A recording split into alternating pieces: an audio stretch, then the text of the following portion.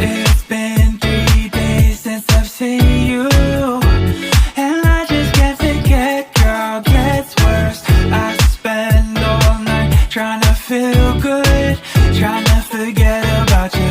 I can't forget about you. 건강하게 오래 살기를 원하십니까? 안녕하십니까? 삼국야사 803 주인 김동엽입니다. 저는 건강 관련 전문가는 아닙니다.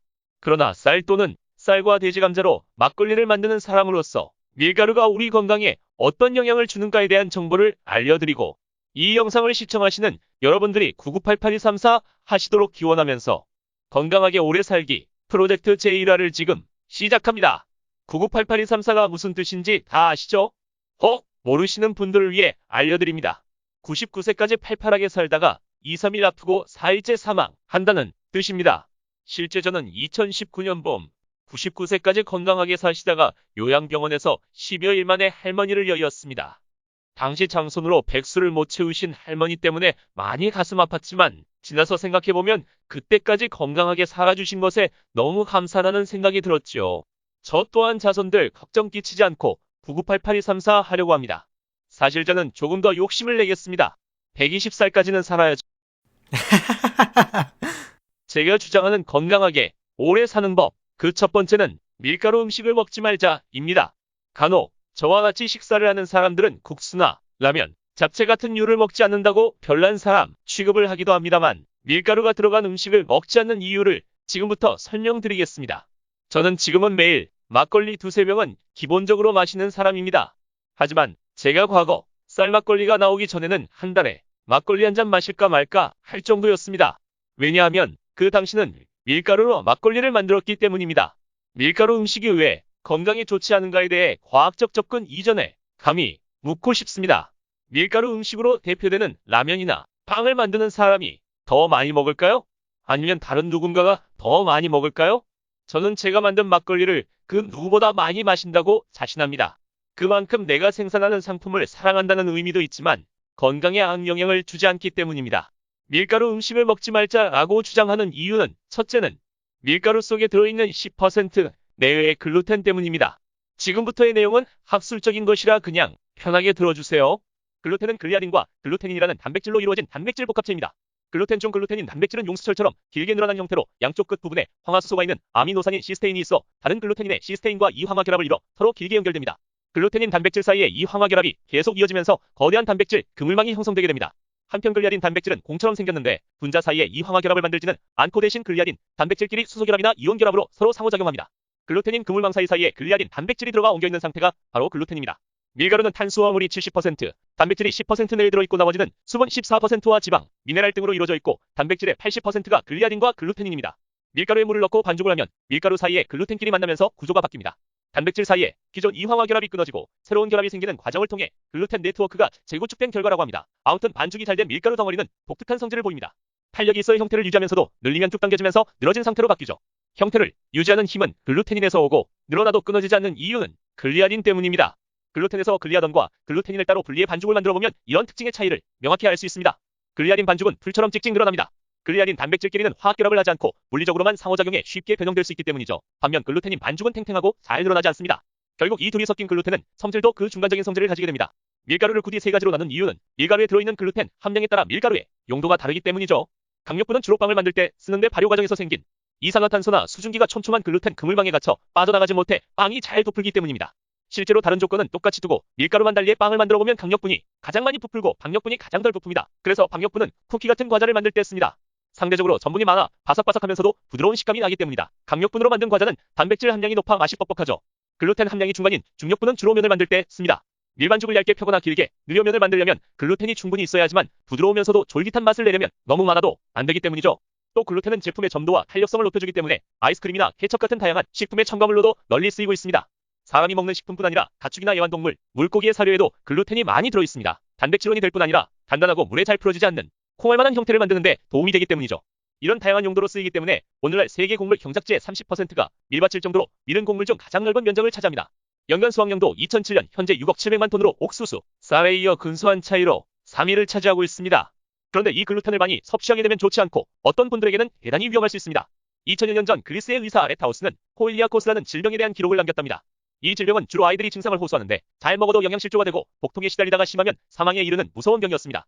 1837년 영국의 의사 사무엘즈는 이 증상에 셀리악병이라는 이름을 붙이며 음식이 원인일 거라고 추측했습니다. 그러면서 이 병에 시달리는 아이들에게 얇게 썬 빵을 먹이라고 처방했습니다. 그런데 셀리악병의 원인은 역설적이게도 빵이라는 사실이 1900년대 중반에서야 밝혀졌습니다. 글루텐이 셀리악병을 일으키는 메커니즘을 규명한 미국 메릴랜드 의대 알레시오 파사노 교수는 셀리악병에 걸리면 영양분을 제대로 섭취할 수 없기 때문에 골다공증, 관절통 만성피로, 발육부진, 치매, 정신분열증 등 다양한 질환을 일으킬 수 있다고 설명합니다. 셀리악병을 고치는 가장 좋은 방법은 원인이 되는 밀가루를 피하는 일이죠. 그런데 미리 주식인 서구에서는 미리 들어있지 않은 식단을 꾸미기 어렵겠죠. 다행히 최근에는 글루텐이 없는 제품들도 나오지만 좀 비싸죠. 파사노 교수는 셀리악병은 유전적 요인이 커 친척 중에 증상이 있는 사람이 있으면 조심해야 한다면서 다행히 면역계가 형성되는 41살 이전에 글루텐을 섭취하지 않으면 발병을 늦추거나 피할 수 있다고 합니다. 그 결과 서양에서도 최근 밀가루 대신 쌀가루로 이유식을 만드는 가정이 늘고 있습니다. 역시 쌀이 좋네요. 밀가루가 주식이 아닌 우리나라는 심각한 셀리악병 환자가 거의 없습니다. 그런데 주의할 점이 있습니다. 아까 앞서 보리에도 비슷한 단백질이 들어있다고 했죠. 아기들 분유탈 때 보리차로 타시는 분들 많으신데 이러한 이유 때문에 신생아에게 보리차를 주지 않는 게 좋습니다. 셀리악병까지는 아니더라도 밀가루 음식 먹으면 소화 잘 안 되는 분들 많으시죠. 밀가루가 이렇게 장에서 알레르기를 일으키기 때문입니다. 요즘 식생활 서구화로 밀가루를 일찍 섭취하기 때문에 소아들 중 아토피 피부염이나 설사, 비염 같은 밀가루 알레르기 증상을 보이는 환자가 꾸준히 늘고 있습니다. 다음 두 번째 이유는 우리나라는 밀 소비량 95%를 수입에 의존한다는 것입니다. 수입밀의 경우 원거리 물류, 이동에 따른 방부 처리를 하며 실제 미국에서는 자국 소비용 밀과는 다르게 수출용 밀에는 이러한 약품들을 처리할 수 있도록 법으로 허용하고 있다고 합니다. 최근 국제 밀 선물 가격이 2013년 2월 이후 8년여 만에 최고가를 형성하고 있는데 그 이유는 곡물지대 가뭄으로 생산량 줄고 수요는 늘면서 가격 상승 요인으로 작용할 것으로 전망되어집니다. 이렇게 가다가 보면 그야말로 식량전쟁이 시작되는 것이죠. 우리나라의 1인당 연간 라면 소비량은 약 76개로 전 세계에서 압도적 1위입니다. 결국 식생활이 서구화, 즉 밀가루에 중독되도록 하고 어쩌면 서서히 밀가루 가격을 올리겠죠. 또 저는 어쩌다 한국농어촌체험지도사 협회 회장직을 맡고 있습니다. 전국의 농어촌 체험을 하는 농어민들에게 권고합니다. 제발 수입 밀가루로 만든 먹거리 체험을 좀 하지 맙시다. 우리네가 농어촌 체험을 하는 이유가 무엇이며 우리의 본업이 무엇인지 되돌아봅시다. 우리는 농민입니다. 우리 농산물 판촉의 열과 성을 다해도 될까 말까인데 수입 밀가루로 만든 빵, 과자, 면류 등을 소재로 음식 체험을 우리가 왜 해야 하고 있는지요? 우리가 밀가루 음식을 먹지 말아야 하는 이유, 그 세 번째는 어쩌면 제 개인적으로는 이것이 가장 중요한 이유인 듯합니다. 수입밀은 대체로 GMO밀입니다. GMO, 즉 유전자 변형 농수산물입니다. 종자 계량과는 차원이 다릅니다. GMO는 콩, 밀, 옥수수의 유전자를 변형하여 그 생산하는 밭에 제초제를 뿌려도 잡초는 죽지만 그 작물은 죽지 않도록 만든 것입니다. 고엽제 후유증으로 월남전 참전 군인이나 그 자녀들까지 보상을 해주는 제도가 있는 나라가 우리나라입니다. 고엽제가 무엇인지 아십니까? 다이옥신 1g은 2만 명의 사람을 죽일 수 있는 치명적인 치사율을 가진 유해성 독극물이나 미국이 1962년부터 1972년까지 월남전에서 고엽제로 살포한 다이옥신은 170kg으로 인해 전 세계 인구를 죽음으로 몰고 가구도 남을 가공할 만한 양이라는 것입니다. 유전자 변형 농작물에 사용되는 제초제 또한 그 치명적인 성분이 없다고 볼 수 없을 것입니다.